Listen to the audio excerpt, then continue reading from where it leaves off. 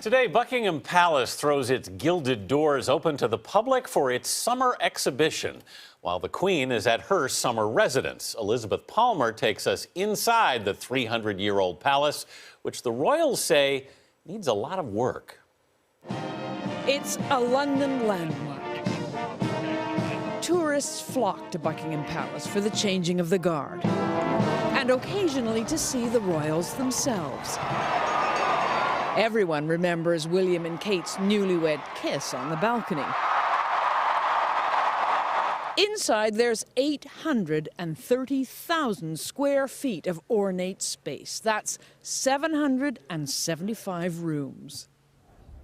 This is the largest room in Buckingham Palace. This is where the Queen hosts all her fanciest dinner parties. And once the table's laid and everything's set, 170 guests can sit down all at once. The Prince of Wales. Anna Reynolds is a curator of the Royal Collection Trust. Which he lived in. The team will start preparing about 6 months ahead of time. They start, planning the guest list and deciding where everyone's going to sit, sending out the invitations. Then you start laying the tablecloth, putting down the napkins and the various different components that all come together to create just a magical spectacle.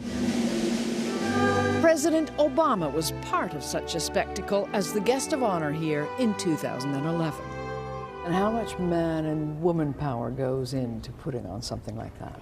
Well, there's a number of different departments that all come together to work on a state banquet. So you have the footmen's team who are responsible for preparing the silver gilt and the porcelain, the glasses.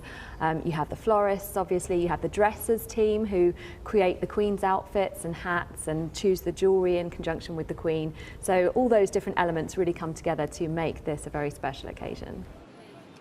But behind all the gilt and glory, all is not well. The old palace needs repairs. Of course, it's not the first time. During World War II, a German bomb demolished a whole wing, which had to be rebuilt. In 1950, the palace got a facelift. And since then, like any home, it's had constant minor touch-ups.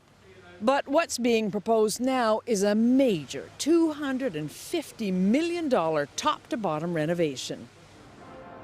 Good for the building, not so good for its elderly occupants. Queen Elizabeth and Prince Philip will probably have to move out for a while.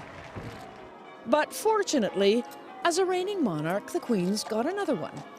Windsor Castle, just 25 miles up the road.